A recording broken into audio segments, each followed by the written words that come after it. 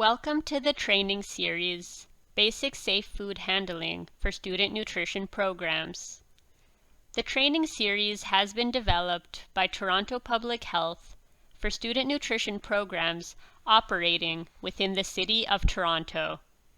This training module is about food preparation, storage, and temperature control, and is Module 2 of a 4-module series. Toronto Public Health is not responsible for any misinterpretation or misuse of this presentation. The information in this presentation reflects what is known at the time of release only. This is the second of 4 modules in a series of training videos on basic safe food handling for student nutrition programs. For student nutrition programs operating in the City of Toronto and receiving either municipal and/or provincial funding, it is a funding requirement that there is at least one person on site while the student nutrition program is operating who has completed safe food handling training. In order to receive a certificate recognizing that you completed the full training, Basic Safe Food Handling for Student Nutrition Programs, you must complete all 4 training videos and complete a quiz. Once you complete all 4 modules, access the knowledge quiz at www.toronto.ca/student-nutrition-program/, then click on Training and Resources. Safe food handling protects you, the kids in your programs, and your family. It helps make student nutrition programs safe. Food safety is about preventing foodborne illness. Some people are more vulnerable to foodborne illnesses, including the elderly, young children, and those with existing health problems. The prevention of foodborne illness is about risk management. By completing all 4 pots of the online food safety training, you will learn how to reduce the risk of foodborne illness. Student nutrition programs are considered food premises and therefore are subject to the requirements of the Ontario Food Premises Regulation 49317 under the Health Protection and Promotion Act. Student nutrition programs must prepare, store, and serve food in a manner that follows this regulation. The aim is to reduce the risk of foodborne illness and promote best practices related to food safety.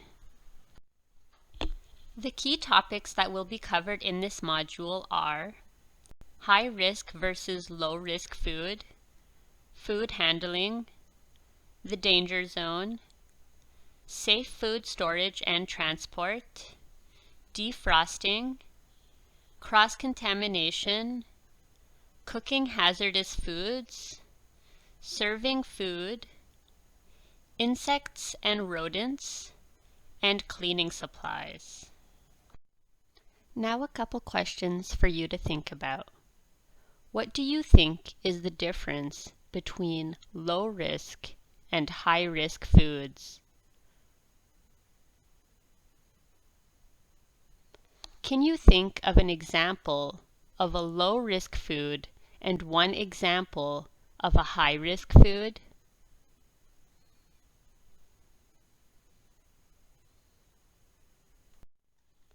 Think about the characteristics of a food and how they can impact the choices you make about food preparation, temperature control, and food storage. The choice you make will help keep the food safe. For example, low-risk food cannot grow disease-causing microorganisms. It is not potentially hazardous, so it does not need to have its time and temperature watched very carefully to prevent bacterial growth. Examples include whole fruits and vegetables and most baked goods with no custard. High-risk food or potentially hazardous food has ideal conditions for bacterial growth. They are rich in protein and have high moisture content. High-risk food or potentially hazardous foods should have their time and temperature watched very carefully to prevent bacterial growth. An example of a high-risk or potentially hazardous food is yogurt. Also, the more steps involved in preparing and serving food increases the chances of bacterial growth and contamination. So, for example, yogurt in a pre-packaged, single-serve container would be considered lower risk than yogurt that is dispensed from a larger container onto plates or bowls for students to eat from. The characteristics of the food prepared and/or served in a student nutrition program impacts the equipment and structural requirements of the program. More details on this are provided in Module 4, Equipment Requirements. High-risk or potentially hazardous food has the ideal conditions for bacterial growth or the production of toxins. The ideal conditions for bacterial growth are being rich in protein, having high moisture content, having a neutral pH, oxygen, comfortable temperatures, and time to grow. High-risk foods include poultry and poultry products, meats and meat products, fish and shellfish and other seafood products, eggs and egg products, and dairy products. This chart shows examples of foods that you might serve at your student nutrition program. Think about whether these foods are high or low risk. Do they have any of the characteristics that bacteria need to grow? These include protein, moisture, and a neutral pH.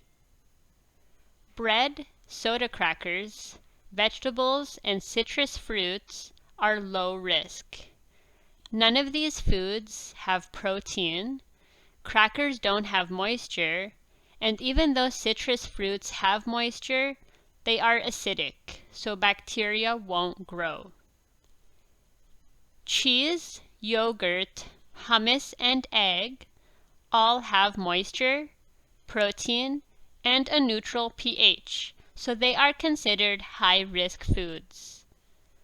Although uncooked rice is not high risk since it is dry, once it is cooked, rice contains moisture. Combine the moisture with its starch and a neutral pH, the cooked rice is considered a high-risk food. Of the conditions that bacteria need in order to grow, food handlers have the most control over two of them: temperature and time. Disease-causing bacteria grow best in the temperature range between 4 degrees Celsius and 60 degrees Celsius, also known as the danger zone. To slow or prevent bacterial growth, remember to either keep the food cold, which is 4 degrees Celsius or below, or keep the food hot, which is 60 degrees Celsius or above, whenever possible. Potentially hazardous foods should not be in the danger zone for more than 2 hours. Specifically, pay special attention to temperature and time during the following activities: transporting food from when it is purchased or received to when it arrives in the student nutrition program preparation space. When food is being prepared, packaged, or served. When food is delivered to the classroom and returned to the preparation space. Storing foods in the correct places and temperatures is critical to ensure the food is safe from bacteria, rodents, and other sources that can damage the food. Most foodborne illnesses occur because temperatures were not monitored or followed during the storage process. To keep cold food safe, it is important to ensure that storage areas, such as the refrigerator and freezer, are monitored and the temperatures are correct for keeping food safe. The fridge temperature should be kept at or below 4 degrees Celsius or 40 degrees Fahrenheit. The freezer should keep food in a frozen state. There is no longer a freezer temperature requirement in the food premises regulation. Remember to keep food out of the danger zone. The danger zone is between 4 degrees Celsius or 40 degrees Fahrenheit and 60 degrees Celsius or 140 degrees Fahrenheit. Bacteria will multiply quickly if it is within the danger zone for more than 2 hours. Use reliable thermometers that are easy to see in the fridge and the freezer. This will assist in monitoring the temperatures. It's hard to tell the difference between 4 degrees Celsius and 12 degrees Celsius just by touch. Place thermometers in the middle of the refrigerator to help get an accurate reading of the actual temperature. Allow enough room in the refrigerator for the air to circulate around the food. This will keep the correct temperature at all times. Keep all food covered in order to avoid contamination. Remember to label and date food too. Separate raw foods from cooked or ready-to-eat foods by keeping them in separate food-grade containers until ready to use. Food-grade containers are made from food-grade plastic that must meet certain standards of purity. It cannot contain dyes, other additives, or recycled plastic products deemed harmful to humans.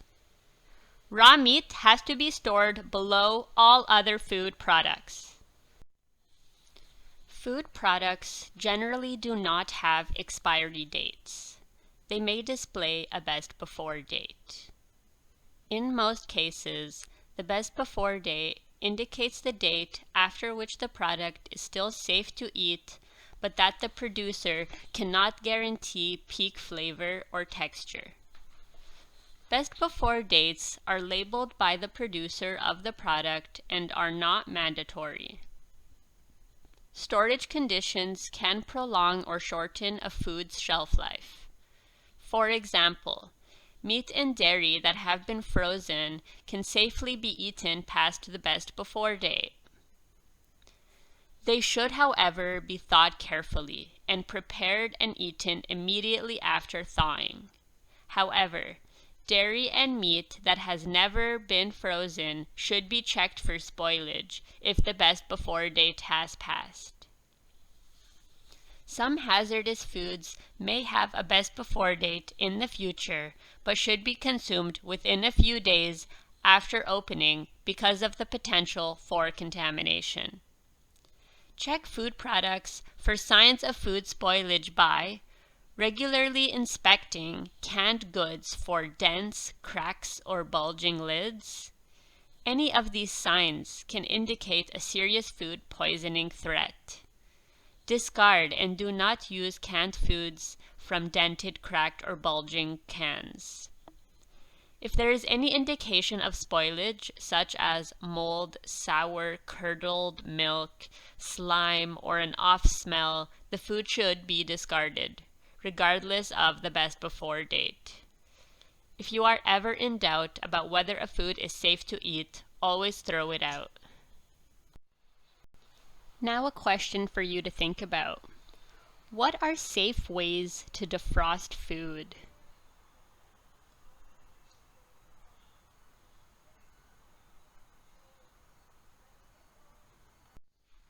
When storing foods, follow these steps to ensure the foods are safe and free of contaminants and bacteria. We are now moving into the area of food preparation. The safest way to defrost foods is in the refrigerator, microwave, or under cold running water. Defrosting in the fridge or under cold running water controls temperature as it ensures that no part of the food enters the danger zone. The microwave controls time.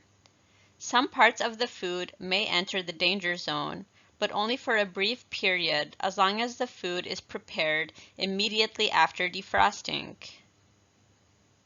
Do not leave frozen food on the kitchen counter at room temperature to defrost. This can be dangerous since some parts of the food will defrost faster than other parts, which can lead to some parts of the food item to be in the danger zone for a longer period of time than another part of the food.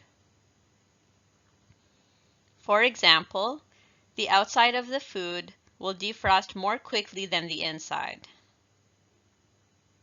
When defrosting food in the refrigerator, place the food on a plate or in a container on the bottom shelf. Allow 10 hours per kilogram to defrost. You will need to plan ahead since the food might take a few days to defrost and be ready to use. You might wonder why water has to be running for defrosting. It is to replenish the cold water and maintain the cold temperature on the outside of the food while the inside frozen part of the food defrosts. A microwave oven is safe for defrosting because it is fast. However, there are some drawbacks to the microwave. For example, there will be uneven temperature distribution in the food. This means that some parts of the food may start cooking before the rest is defrosted. This means that some parts of the food may already be in the danger zone before other parts of the food. If you use the microwave to defrost, the food must be cooked immediately. It is also important to note that not all microwaves defrost the same. Older models may take longer to defrost. A microwave oven can leave cold spots in food where bacteria may survive. To safely cook or reheat food using a microwave oven, stir and rotate the food for even cooking reheating. Use a microwave-safe lid. Steam helps cooking. Keep lid loose. Use a probe thermometer to make sure the food is cooked through. And observe standing time in the recipe since food continues cooking. To further decrease the chance of pathogens or disease-causing microorganisms from getting on food and growing, it is important to prevent the spread of bacteria from one source to another. When bacteria spreads, it is called cross-contamination. Cross-contamination occurs when safe-to-eat food comes into contact with bacteria, chemicals, or other unwanted items, making the food unsafe to eat. Cross-contamination commonly happens in 3 ways. Raw meat and/or its juices come into contact with cooked or ready-to-eat food. Dirty utensils come into contact with cooked or ready-to-eat food. Or dirty hands come into contact with cooked or ready-to-eat food.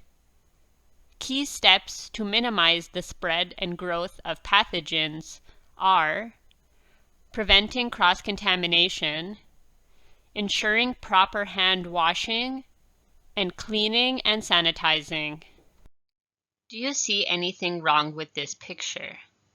Food-to-food cross-contamination can be prevented by keeping raw meat, poultry, and fish, and their juices away from cooked or ready-to-eat food.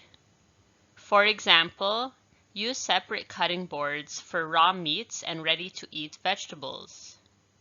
Low-risk, non-hazardous foods can still cause illness if it's contaminated. For example, using the lettuce and tomatoes as in the image for a salad.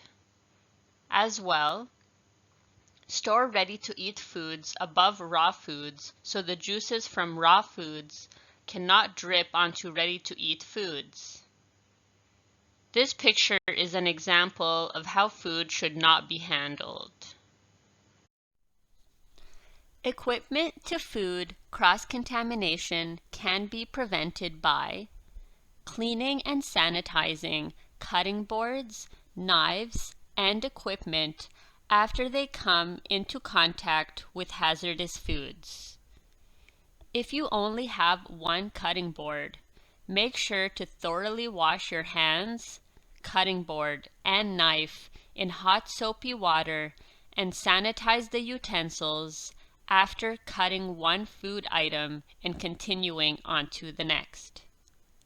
Remember to use separate cutting boards, tongs, and utensils for raw, cooked, or ready-to-eat food. Person-to-food cross-contamination can be prevented by practicing good personal hygiene, frequent hand washing, and using clean utensils, such as a spoon or tongs, to prepare, handle, and serve foods. Remember that good personal hygiene includes wearing clean clothes, keeping nails well trimmed, and avoiding wearing nail polish when preparing food at the student nutrition program. Frequent, proper hand washing will prevent contaminated hands from touching food, especially after handling raw meat and its juices. Remember to wash your hands after using the toilet, sneezing, coughing, or using a tissue. Wash your hands after touching your hair, face, mask, or body. Wash your hands after smoking, eating, drinking, chewing gum, or tobacco. Wash your hands after any cleaning activity, such as sweeping, mopping, wiping counters or handling trash, touching dirty dishes, equipment, or utensils, and handling money. Wash your hands after any time they become visibly dirty. Cooking to the proper internal temperature kills harmful bacteria. Use a probe thermometer to check internal food temperatures when you cook, reheat, cool, thaw, and keep foods hot or cold. Use a probe thermometer to check that food is cooked all the way through. Insert the tip of a probe thermometer into the thickest part of the food or in the center of the food if the food is even in thickness. If the food is liquid, for example, stew or soup, stir it to make sure the heat has been evenly distributed before inserting the thermometer in order to get an accurate temperature reading. Wait at least 15 seconds for the reading to steady. Do not let the probe touch the bottom or sides of the food containers because you won't get an accurate temperature of your food. Remember to always clean and sanitize the probe thermometer after you use it and before you use it to check a different food item. This will prevent cross-contamination. Also, food that you prepared at home cannot be served in a student nutrition program, as food served at a student nutrition program must come from an inspected source. When serving food, remember not to leave potentially hazardous food out at room temperature, since this is the danger zone. Try to get into the habit of taking milk, yogurt, and cheese out of the fridge last, and consider using cold packs in bins or coolers to keep dairy products cold. Be sure to use a thermometer to monitor the temperature of the cooler. If dairy products can be maintained at a cold temperature, this may help to reduce food waste. Use clean dishes and utensils to serve food, not your hands or utensils used in food preparation. Food that has been sitting out in a bin without a protective cover or potentially hazardous food sitting at room temperature for longer than 2 hours can't be served again the next day. However, non-hazardous food such as whole fruit that has been in a covered bin or tray at room temperature can be served the next day or next meal. If the bin does not have a protective cover, the food would have to be washed again. Do not eat or serve foods that may have been contaminated by rodents or insects.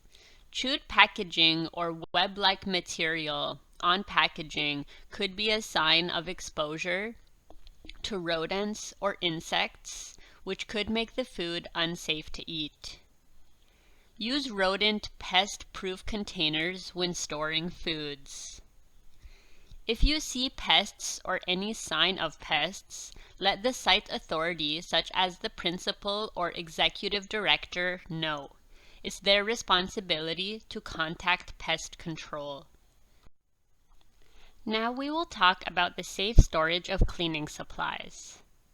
Cleaning products and chemicals must be stored separately from any food products to prevent cross-contamination.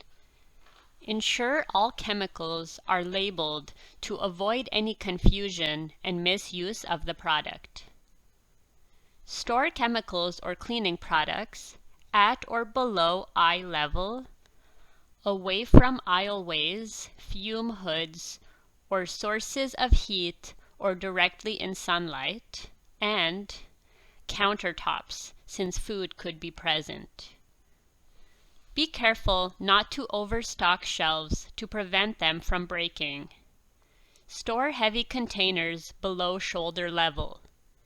Trying to reach or move a heavy container that is high up could cause injury and spilling the products when trying to retrieve them. This module covered the following topics: high risk versus low risk food, food handling, the danger zone, safe food storage and transport, defrosting, cross-contamination, cooking hazardous foods, serving food, insects and rodents, and cleaning supplies.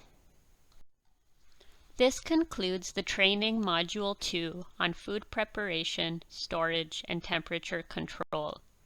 You can access Module 3, Cleaning and Sanitizing, by going to www.toronto.ca/student-nutrition-program/. Then click on Training and Resources. Once you have completed all 4 modules, remember to complete the knowledge quiz in order to receive a certificate of completion for the training series, Basic Safe Food Handling for Student Nutrition Programs. To access the knowledge quiz, go to www.toronto.ca/student-nutrition-program/, then click on the Training and Resources. The City of Toronto's website is updated regularly with health advice and information. For more information on food safety in student nutrition programs, check www.toronto.ca/student-nutrition-program/. Then food safety requirements. You can get answers to specific food safety questions by emailing dinesafe@toronto.ca or call 416-338-7600 or 311.